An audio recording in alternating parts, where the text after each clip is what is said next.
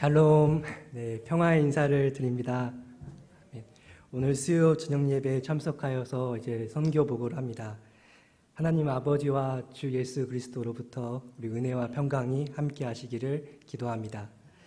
이 시간을 허락해 주신 담임 목사님과 그리고 춘천제일교회 성도님들께 감사를 드리며 저희는 이제 성도님들의 기도와 후원으로 인도 땅에서 잘 지내며 주님의 사역을 감당하고 있습니다. 이 시간 성전을 재건하라는 제목으로 선교 보고와 하나님의 말씀 전하겠습니다. 먼저 춘천제일감리교회 성도님들에게 이제 보내는 앤드류 목사님의 감사 인사 편지를 함께 보겠습니다.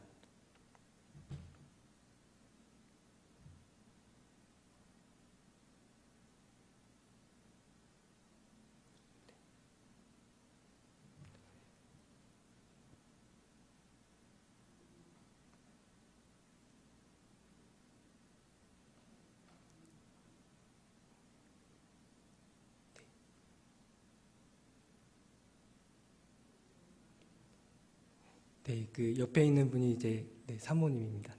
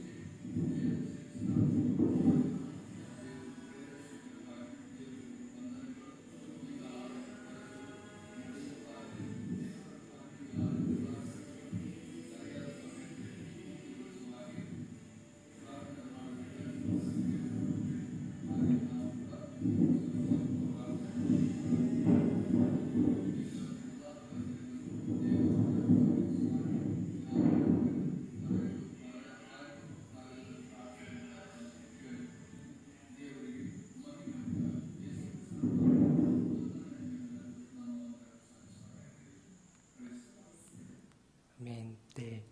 그 지난 6월 25일 날 이제 HM 팔라야 새 성전 건축이 시작되었습니다. 6월 25일부터 8월 16일까지 약 한 달 넘게 이제 기초 공사를 하였습니다. 성도님들의 이제 기도와 은혜로 기초 공사가 이제 잘 마무리되었습니다. 처음 시작할 때 이제 사진에 보시면은 이제 땅이 이제 모래가 아니라 이제 돌인 거를 볼 수 있습니다. 그리고 이제 위랑 아래가 이제 평평한 게 아니라 이제 경사가 져 있습니다.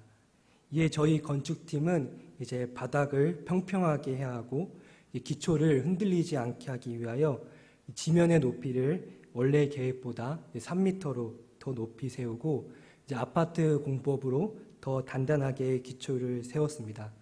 또한 이제 두꺼운 이제 기둥 골조를 사용하여서 교회 건축 이후에도 3층까지 세울 수 있게끔 하였습니다.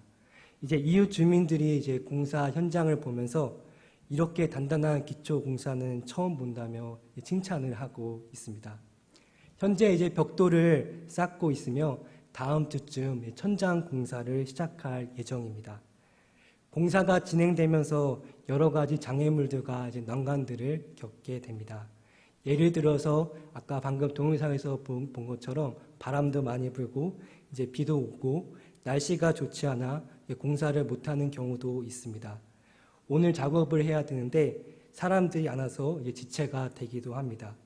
또 이 기간에 왜 이렇게 아픈 사람이 많은지 그 앤드류 목사님 아들은 이제 말라리아 걸려서 병원에 입원하게 되었고 이제 인부들이 댕기열 코로나가 걸려 작업이 한동안 지체가 되기도 하였습니다. 또한 9월 이후로 인도는 이제 매달 신들의 축제가 이제 있는데 제가 이제 매일 전화를 해서 체크를 하면 오늘 왜 공사를 못했냐 이렇게 물어보면은 오늘은 어떤 신의 생일로 축제가 있어서 못하고 또 다른 날은 이제 다른 신의 생일로 마을 축제가 있어서 못하고 또 오늘은 또 신이 안식한 날이기 때문에 자기도 안식해야 한다면서 이게 일을 못한다고 이렇게 여러 이유들을 대고 있습니다. 그럼에도 불구하고 춘천제일교회 성도님들의 기도와 후원으로 성전 건축이 순적하게 진행되고 있습니다. 또한 HM팔라야 교회 성도들도 기도와 금식을 하며 새 성전에 들어갈 준비를 하고 있습니다. HM팔라야 새 성전 건축이 주님의 섭리 아래 튼튼하고 은혜 아래 지어질 수 있도록 기도를 부탁드립니다. 인도의 여러 종교들을 살펴보면은 이제 템플 중심의 신학임을 알 수 있습니다. 마을에 하나씩 힌두교 템플이 있습니다. 그리고 그들은 그곳에 모여서 이제 뿌자가 예배라는 말인데 예배를 드립니다. 또한 이들은 신을 향한 열망이 얼마나 큰지 집 거실에 신을 예배하는 작은 방이 따로 있고 거기에 신 그림이 액자들이 있고 작은 우상을 세우면서 아침마다 이제 향을 피우고 이렇게 뿌자 예배를 드립니다. 또한 집에 큰 행사가 있거나 집을 사거나 또 땅을 사거나 차를 사거나 어디 아프거나 하면은 꼭 신전에 들려서 신께 기도를 받고 사제들에게 인사를 합니다. 그 무슬림들도 이제 인도에 이제 많이 있는데요. 무슬림들은 이제 매일 이제 모스크 성전에 가서 이제 이맘을 예배를 드립니다. 무슬림들에 있어서 일주일에 가장 큰 예배는 이제 금요일 날 정오에 하는 예배인데 그 시간이 되면 예배를 알리는 음악이 나오고 무슬림들은 일하는 것들을 멈추고 모스크로 가 예배를 드립니다. 한 예로 저희 집에 이제 전기 고치러 온 이제 사람이 있었는데 이맘 때문에 이제 가야 된다고 예배 후 다시 고치러 온다고 당당하게 말합니다. 대학교 학생들은 단체로 예배 때문에 그 무슬림 예배 때문에 오후 수업에 늦게 옵니다. 그래도 신기한 게 선생님들이 늦게 온 학생들을 뭐라고 하는 게 아니라 이제 이해해주고 받아줍니다. 이런 모습들을 보면서 이제 인도는 참으로 종교성이 강한 나라임을 봅니다. 인도 교회도 마찬가지입니다. 교회도 교회 예배당을 중심으로 사람들이 모이고 마을을 형성합니다. 그 오늘 본문 구약 시대 배경을 보자면은 이스라엘 시대도 오늘날 인도와 비슷하게 성전 중심의 신학이었습니다. 성전은 이스라엘 사람들에게 있어서 하나님이 그들과 함께 계심을 상징하고 하나님이 이스라엘의 주인으로서 거하신다는 뚜렷한 증거였습니다. 예루살렘에 첫 번째로 세워진 제1성전 솔로몬 성전은 여러분 다 아시는 것처럼 BC 967년경에 건축이 시작되었고 7년에 걸쳐 성전이 완공이 되었습니다. 이후 솔로몬 성전은 하나님이 임재하시어 거하시는 것으로 이스라엘 사람들에게 종교 그리고 정치, 사회적인 이제 구심적인 역할을 했습니다. 그러나 그들이 시간이 지남에 따라서 이스라엘 백성은 성전에 나와서 제사를 드렸지만 하나님의 말씀은 점차 사라지고 정의와 공의가 잊어버리고 우상 숭배와 죄에 이제 빠져버렸습니다. 결국 BC 586년 예루살렘은 바벨론에 의해서 완전히 멸망됩니다. 그들은 솔로몬 성전의 무너진 모습을 보고 하나님의 떠나심을 보게 되었고 눈물을 흘리며 바벨론 포로로 끌려갑니다. 그로부터 약 48년 후 BC 538년에 바벨론을 정복한 페르시아 왕 고레스 왕은 통치를 시작하면서 유다 민족의 포로 귀환과 성전 건축을 명령합니다. 그리고 BC 537년 1차 포로 귀환이 이루어지고 여호수아와 그리고 총독 스룹바벨을 중심으로 약 5만 명의 유대인들이 예루살렘으로 돌아와 1년 뒤 536년에 제2성전 건축을 시작하게 됩니다.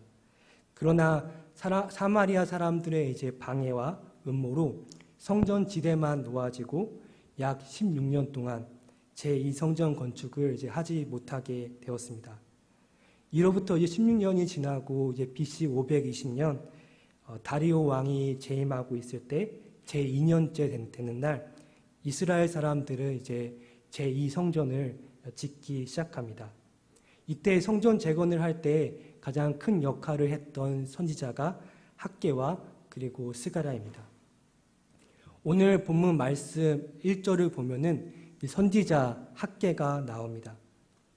학계 선지자는 포로 1차 귀환 때 이제 예루살렘에 오게 됩니다. 그 후 16년이 지난 후 다리오 왕 통치 2년 6월 1일에 하나님의 말씀이 학계 선지자에게 임하였습니다. 그는 6월에서 9월까지 이제 약 4개월 동안 사역을 합니다. 학계는 상당히 이제 고령의 나이에 선지자로서의 부름을 받았습니다. 그는 10대 때 이제 솔로몬의 성전과 이제 성전의 영광과 무너짐을 보았고, 그로부터 약 60년 후에 이제 사역을 시작하였습니다. 그렇게 생각하면 이제 그의 나이는 약 70에서 80세 정도 되었다고 봅니다. 4개월 동안 사역하고, 그리고 나이가 적지는 않았지만 그에게 하나님의 말씀이 임하고 선포되자 16년 동안 영적으로 잠들어 있던 예루살렘 주민들의 마음을 일깨웁니다.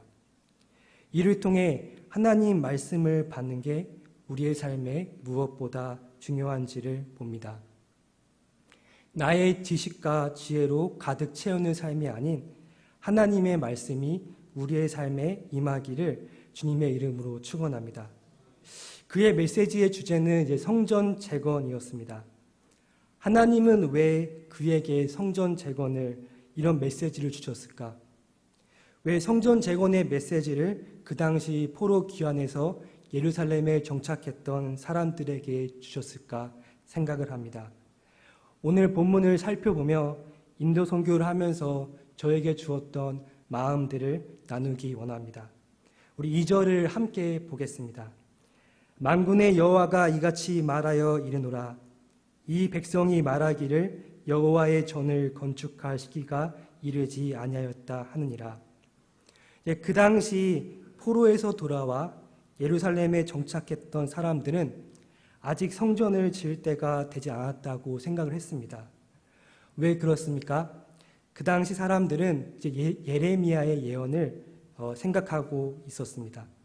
예레미야 선지자는 이제 포로 기간 70년이 되면 하나님께서 이방 포로지로부터 자신의 백성을 귀환케 하실 것이라 이렇게 예언했습니다. BC 586년에 예루살렘이 멸망했기에 70년을 빼면은 BC 516년이 됩니다. 학계 선지자가 예언할 당시가 이제 BC 520년이기에 사람들은 아직은 때가 오지 않았다고 생각했습니다. 그때 여호와의 말씀이 학계 선지자에게 임하고 그는 사람들에게 말합니다. 여러분들의 집은 비가 오고 모래바람이 와도 흔들리지 않게 튼튼하게 지었는데 그런데 왜 성전은 돌보지 않고 황폐하게 됩니까? 이것이 옳으니입니까? 여러분은 여러분의 생각과 삶의 방식을 돌아보시기 바랍니다. 이제 본문 4절에 나오는 이제 판벽한 집은 지붕과 벽을 완전하게 잘 붙인 화려한 집을 말합니다.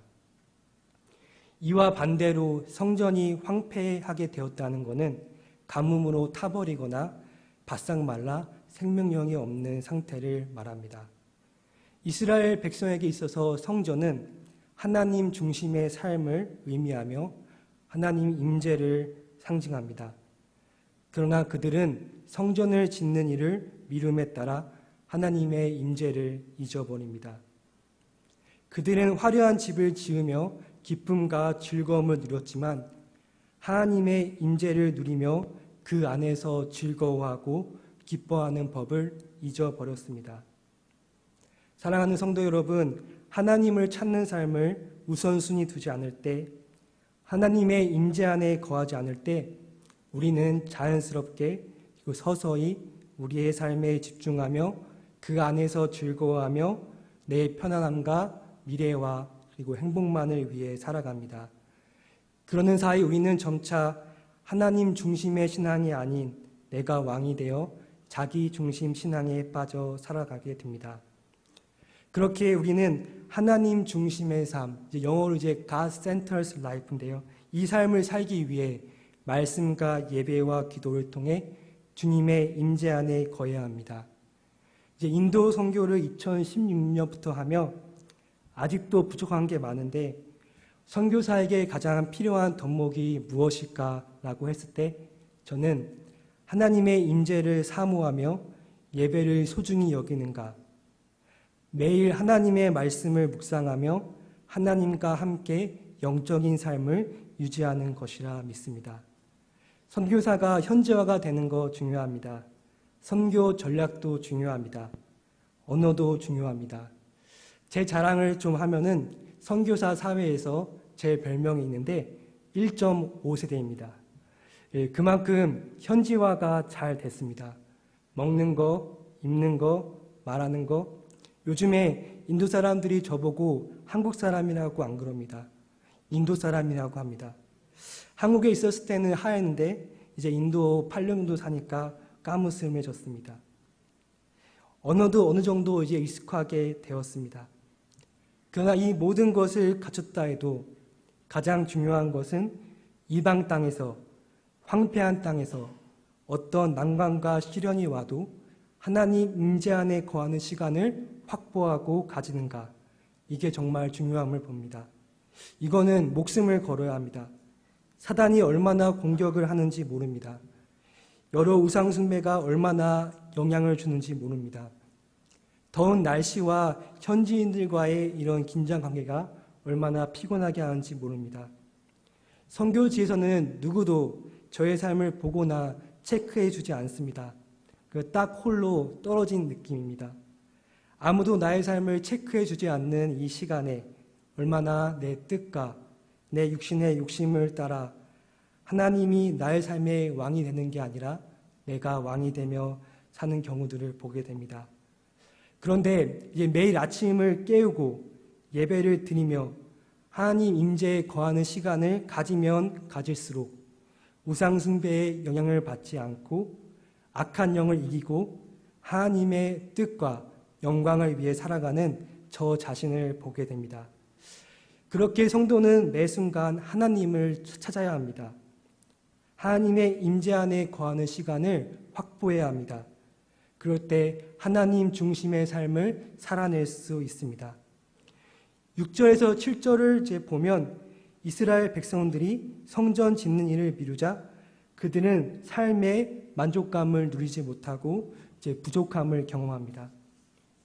그들은 많은 일을 해도 부족함을 느끼며 많이 먹어도 배고프며 마실지라도 흡족하지 못하고 많이 가져도 이제 평안함을 누리지 못합니다. 왜 그렇습니까? 이제 그들은 자기 집을 짓는 거에만 관심을 내고 그 안에서 만족을 누렸기 때문입니다. 우리 모든 삶의 근원은 하나님으로부터 시작됩니다. 우리의 기쁨의 원인과 평강의 이유는 하나님입니다. 하나님만이 우리의 삶을 만족해 하실 수 있습니다. 너희는 먼저 그의 나라와 그의 의를 구하라.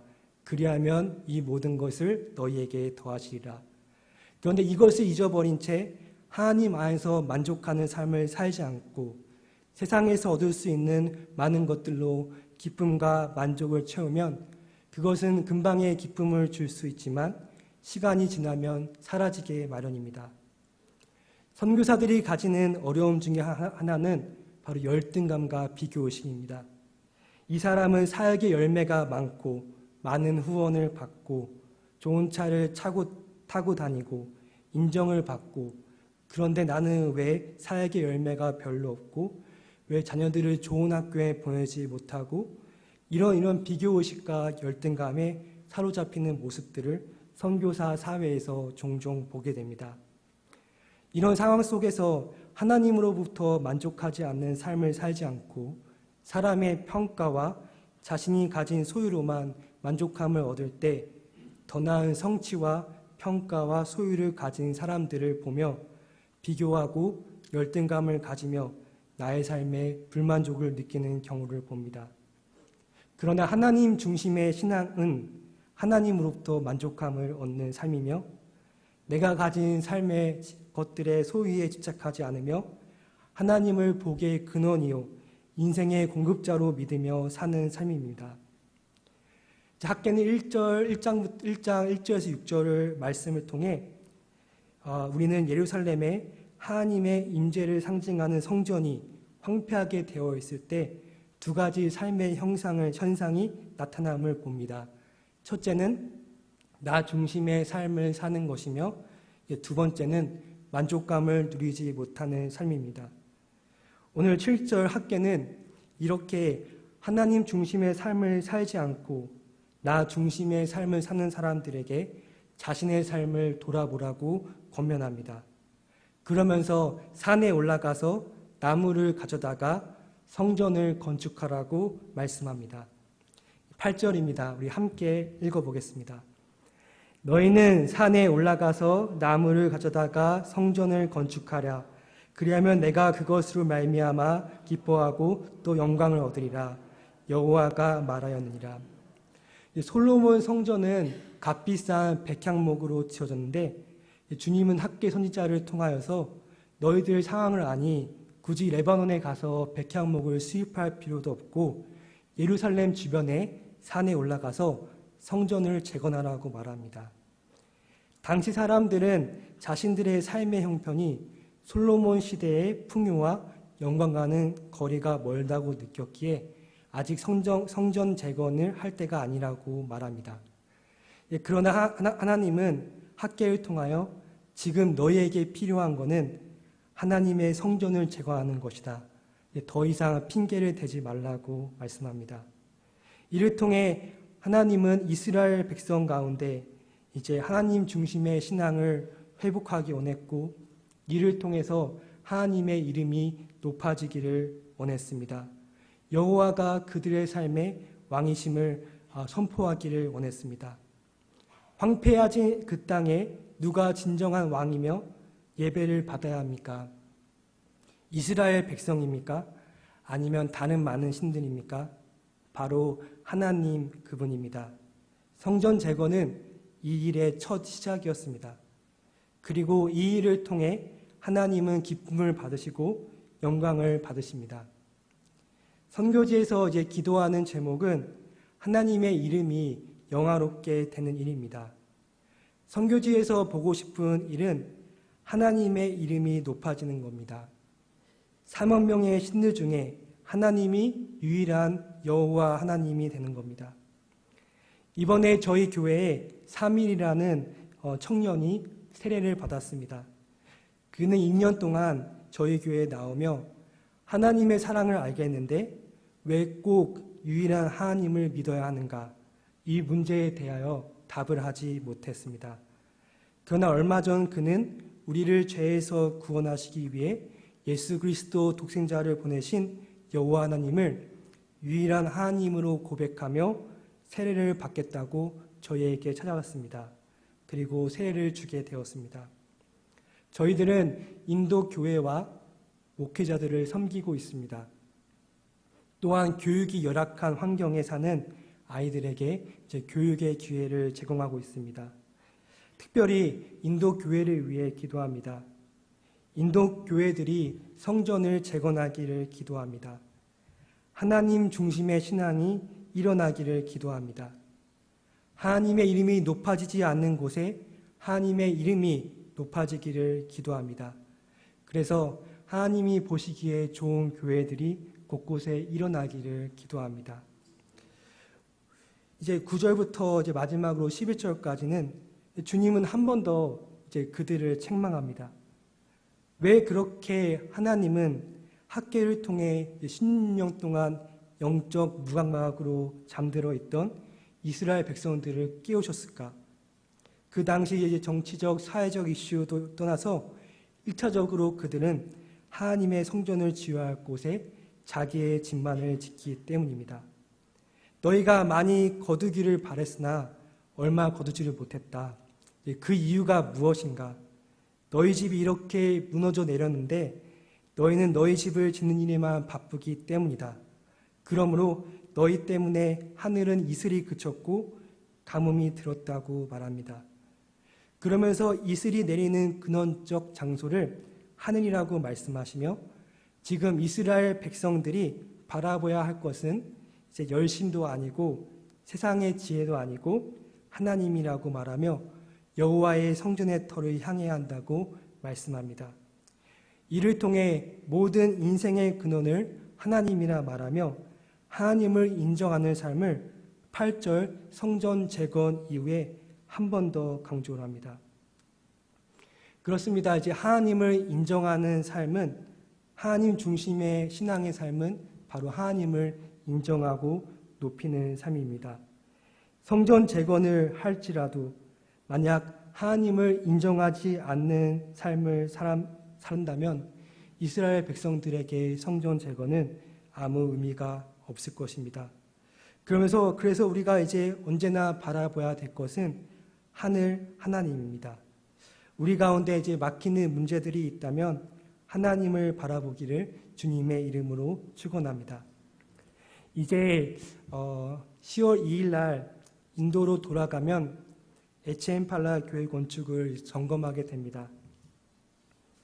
그리고 저는 한 일주일 동안 이제 에첸팔라 지역에 가서 살며 교회 건축을 점검하고 이제 지도하는 시간을 가질 계획입니다. 춘천 제1교회와 함께 에첸팔라 새성전 건축을 시작하면서 하나님께 이제 감사와 찬양과 영광을 돌립니다. 그리고 이제 건축을 시작하면서 이런 마음을 가지고 기도합니다. 하나님, 이곳에 단순히 예배당을 세운 것을 넘어서 예배를 드림으로 성도들이 하나님 중심의 삶을 살고 그를 통해 하나님을 인정하는 삶이 되게 하여 주옵소서. 이곳에 모인 사람들이 하나님과의 관계가 회복되며 나 중심의 신앙에서 하나님의 중심의 신앙을 가지고 여호와를 높이며 살기를 바랍니다. 이 일을 위해서 함께 기도해 주시기를 부탁드립니다. 그 당시 이 성전을 재건함으로써 하나님의 이름이 그곳에 인정이 되었던 것처럼 이제 에첸팔라야 지역에 인도에 그리고 온 열방에 거룩한 성도들이 예배를 통해 하나님의 이름이 높아지기를 주님의 이름으로 간절히 축원드립니다.